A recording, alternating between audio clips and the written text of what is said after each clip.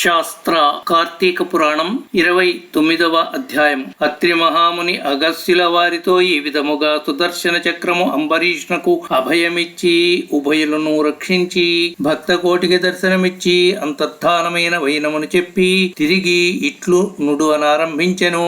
ఆ తరువాత అంబరీషు దుర్వాసుని పాదములపై పడి దండ ప్రణామములాచరించి పాదములను కడిగి ఆ కడిగిన నీళ్లను తన శిరస్సుపై చల్లుకుని, ఓ ముని శ్రేష్ఠ, నేను సంసార మార్గమందున్న యొక్క సామాన్య గృహస్థుడను.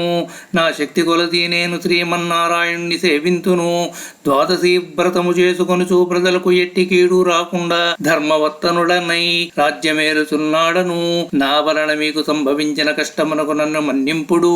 మీ ఎడల నాకు అమితమైన అనురాగమున్నుట చేతనే తమకు ఆతిథ్యమియవలెనని ఆహ్వానించి తిని కాన, నా ఆతిథ్యమును స్వీకరించి నన్నును నా వంశమును పావనము చేసి కృతార్థుని చేయుడు.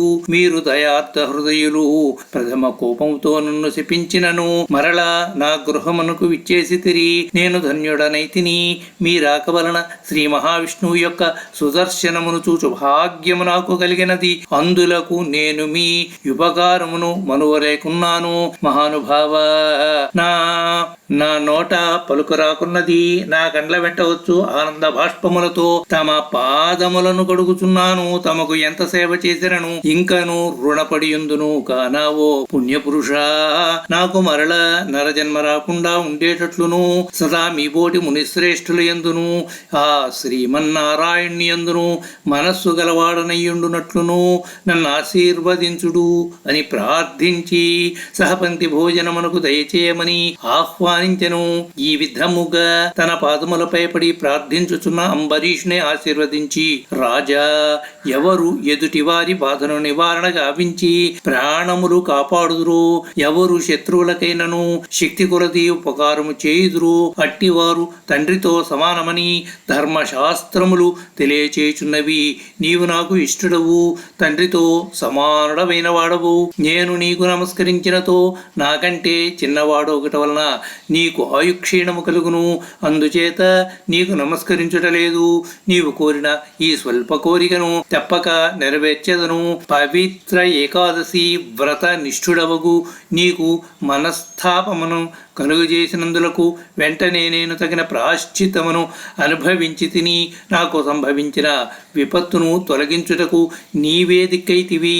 నీతో భోజనము చేయుట నా భాగ్యముగాక మరొకటి యగున అని దుర్వాస మహాముని పలికి అంబరీషుని అభీష్టం ప్రకారము పరమాన్నములతో సంతృప్తిగా విందారగించి అతని భక్తిని కడంగడు ప్రశంసించి అంబరీషుని దీవించి సెలవు పొందిన ఆశ్రమమునకు వెళ్ళెను. ఈ వృత్తాంతమంతయు కార్తీక శుద్ధ ద్వాదశి దినమున జరిగినది కాన, ఓ అగస్త్య మహాముని, ద్వాదశి వ్రత ప్రభావం ఎంతటి మాహత్యము గలదో గ్రహించితివి కదా. ఆ దినమున విష్ణుమూర్తి క్షీరసాగరమందు శేషశయ్యపై నుండి లేచి ప్రసన్న మనస్కుడై ఉండుటను కనుకనే ఆ రోజునకు అంతటి శ్రేష్టత్వము మహిమయు కలిగినది. ఆ దినము ఇతర దినములలో పంచదానములు చేసినంత ఫలమును పొందును. ఏ మనుజుడు ఆ దినమున చేసిన పుణ్యము కార్తీక శుద్ధ ఏకాదశి రోజున శుష్క ఉపవాసముండి పగలెల్లా హరినామ సంకీర్తన చేసి ఆ రాత్రంతయు పురాణమును చదువుతూ లేక వింటూ జాగరణ చేసి ఆ మరునాడు అనగా ద్వాదశి నాడు తన శక్తి కొలది శ్రీమన్నారాయణ్ణి ప్రీతి కొరకు దానములిచ్చి బ్రాహ్మణులతో కూడి భోజనము చేయును. అట్టివాని సర్వ పాపములు ఈ వ్రత ప్రభావము వలన పటాపంచలైపోవును. ద్వాదశీ దినము శ్రీమన్నారాయణకు ప్రీతికరమైన దినము కనుక ఆనాడు ద్వాదశి ఘడియలు తక్కువగాయున్నను ఆ ఘడియలు దాటకుండగానే భుజింపవలెను. ఎవరికైతే వైకుంఠములో స్థిర నివాసం ఏర్పరచుకుని ఉండాలని కోరిక ఉండునో అట్టివారు ఏకాదశి వ్రతము ద్వాదశి వ్రతము రెండును చేయవలెను. ఏ ఒక్కటియు విడవకూడదు. శ్రీహరికి ప్రీతికరమగు కార్తీక శుద్ధ ద్వాదశి అన్ని విధముల శ్రేయస్కరమైనది. దాని ఫలితము గురించి ఎంత మాత్రము సంశయింపకూడదు.